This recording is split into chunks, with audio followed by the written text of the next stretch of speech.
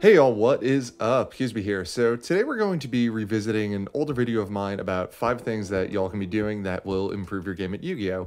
And I want to bring you 5 more things that will help you get better at the game. But before we get into that, don't forget to drop this video a like, subscribe to the channel for even more, and if you want to help us out that little bit extra, check out the link in the description to pick yourself up a Keasbey TCG exclusive playmat. They are custom designed by me for the channel and our Instagram, and everything from those goes a really long way to helping us improve the videos that we put out. So let's get right into 5 more things that you can do that will help you improve at Yu-Gi-Oh! Coming out with number 1, and that's going to be following along with what's happening at high-level events. So following high-level events can offer you a lot, the first of which is it's really good insight into the metagame. Yu-Gi-Oh! Is a game where things can and do change very fast. Just look at how quickly Tier Element evolved from being a mashed up deck with branded to a crazy casino-style self-mill.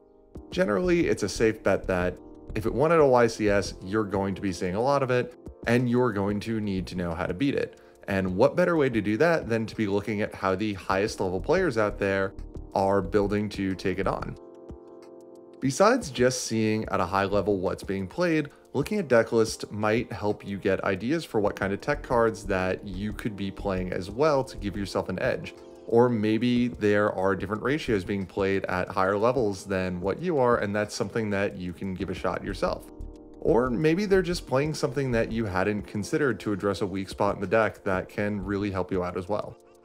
Another really important thing to look at as well is what's being side decked at major events. Looking at what players are side decking can give you a really good idea of what they're doing to not just combat other meta decks and other top tier decks, but also what they're playing if they run into rogue matchups that aren't going to be as commonly seen but still need to be properly prepared for. Looking at all of this can really help you improve your own builds, and even if it doesn't really apply directly, maybe you're playing a more rogue deck or trying to super optimize a more casual build. As someone who enjoys playing War Rocks, I respect anyone trying to super optimize a casual deck. It can also give you insight into what you might be seeing a lot more of in the future. Still on this topic, as kind of a thing 1.5 you can be doing, try to watch replays of those high-level events too. It's not enough to just see what the top players are playing, you should understand when and why they're using what they're using, and what better way to do that than to actually watch them play. Maybe you're playing the same deck and get stuck against what seemed like an unbreakable board. Well, maybe something similar happened and they figured it out. So now you can learn what to do better in that same situation. Watching top players play can really help give you a better understanding of how the decks that they're playing work and how they can be optimized, which, depending on what you're playing, can either help you win more with them or win more against them.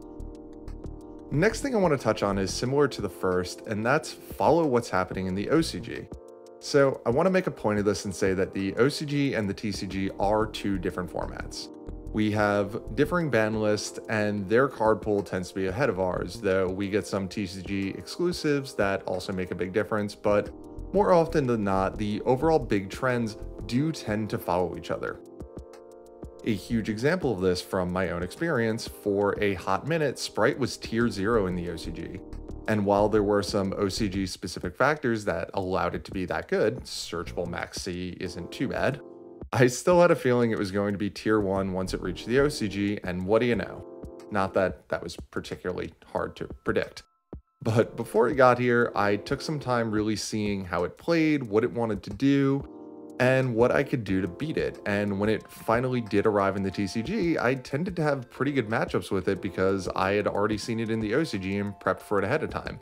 Something that I'll admit I did not do for tier elements, so that was kind of rough going for a little bit. Aside from just seeing what has the potential to be good in the TCG before it reaches the TCG, it can also help you pick up cards early before major hype builds around them as well. Overall, think of the OCG as kind of a cloudy window into the future of the TCG. It's not always clear, and what you see through it doesn't always pass through it exactly as you saw it on the other side, but usually the basics do come through, and knowing what they're playing can help you prepare for what you will end up playing against here. The next thing I want to talk about is kind of a sore topic for a lot of people, but it is what it is, and that is to get used to playing under time rules. So I know a few people who mostly played in a pretty casual play group, and they said one of the biggest shocks of going to an actual local event was the time rules. To sum them up for anyone who doesn't know, you have 40 minutes to play a best of 3 match, and if you don't have a winner at the end of the 40 minutes, the turn player plays to the end of the current phase, and whoever has the most life points at the end of that phase wins that round. So whereas in a casual game, you can really take all the time you want to read everything that hits the table, really explore your lines in your head as much as you want before committing them, in an actual competitive event, that time is somewhat limited as you need to be playing at a good rate of play. Now again, I don't want to put an opinion on what I think of time rules, and this isn't me saying I like them or dislike them, but they are what they are, and getting used to playing under them will definitely help you out going forward. So number 4 is kind of going to be expanding on number 3, and that's going to be committing to memory what commonly played cards do. For example, I don't play Sprite, but I can tell you almost exactly what pretty much every single Sprite card does. Same for tier elements. Same with hand traps and most commonly played staples. And once you get to a higher level event than locals, because of time rules, you really should know all of these things so that you don't have to take the time from the round to read them in full. Now, this isn't to say not to read anything, as you should always read something you aren't sure of, but if you know, for example, that Sprite Blue searches for a Sprite monster on Special Summon, you can read over that and the parts you already know and look for any restrictions on the card, or is it a once per turn, things like that. This is going to play into helping you get better at playing under time rules, because making choices faster is going to give you more time when you really have to think through cracking a tough board. Included in this as well is really knowing what every card in your own deck does. It's one thing if you're testing something new at locals and need to double check now and again, but even then you should have a pretty high level idea of what everything does. But once you start getting to higher level events than that, again, because every round has a finite amount of time that you are not only using for yourself, but sharing with your opponent, you shouldn't be taking that time in the round to reread a lot of what you should already know that your own deck is doing. To add more to that, really knowing what your own cards do will always help you play them better and find more uses for them. For example, did you know that you can use Ghost Spell on Water Enchantress? Because it turns out she can also add Rites of Aramasir from the graveyard as well as the deck. Also, did you know that Water Enchantress could do that? Because I didn't until very recently, I'm going to admit that. But I've totally missed chances to Ghost Spell on Water Enchantress because I didn't fully read her effect. Overall, the better you know not just your own cards, but what the other decks you'll most commonly be seeing out there do as well, will help you play better and manage your in-game time better as well. And a great way to start learning what cards you'll probably be seeing very often and should be learning what they do is, you guessed it, by looking at high-level events and even looking at what's coming in from the OCG. See what I did there, tying all this together? And the last thing that I want to talk about, and it really ties together a lot of what I've been talking about in this video, is even if you aren't playing them, learn how to play the top tier decks, at least at a very basic level. So this is one that I really stand by, and I think is huge for helping you improve your game. If you know how to play a deck, you know how to play against it, because you know what it's trying to do and why it's trying to do that. And even more to that point, if you're trying to figure out a good way to take on Sprite, play Sprite, and if you lose matches with it, see what you lose to and see how you can adapt that. Even more on this point, sometimes the way another deck plays can help you better conceptualize your own deck. For example, I played Prank Kids prior to Flandreese, and while they are two wildly different decks, they also have some weird similarities in play in that you're really at a base level using your turn 1 to set up to play on your opponent's turn with 1 or 2 major power plays. Prank Kids in Battle Butler, Flandreese in Ryza and Dreaming Town.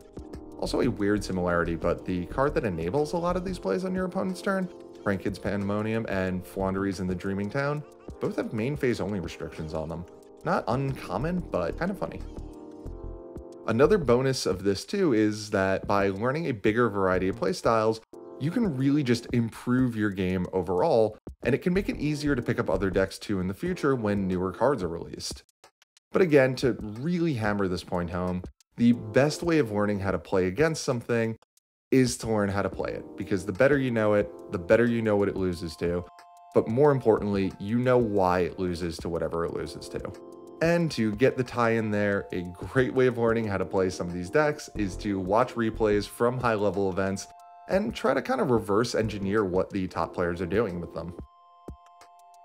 And to add one last bonus point to this video, and I mentioned it in the previous one, but always try to understand why you do something or why something works instead of just knowing it at a surface level.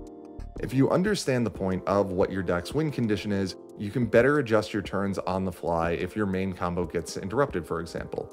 If you have the resources in hand, you can divert to a different play and do so in a timely manner so that if you're playing at an official event, you have more time later for if you really need it for a weird yet unseen situation. So that has been 5 more things plus one bonus thing that you can start doing to help you get even better at Yu-Gi-Oh! If you enjoyed this video and you learned something, don't forget to drop it a like, subscribe to the channel for even more, and if you want to help us out that little bit extra, check out the link in the description to pick yourself up a playmat, and I will catch y'all later.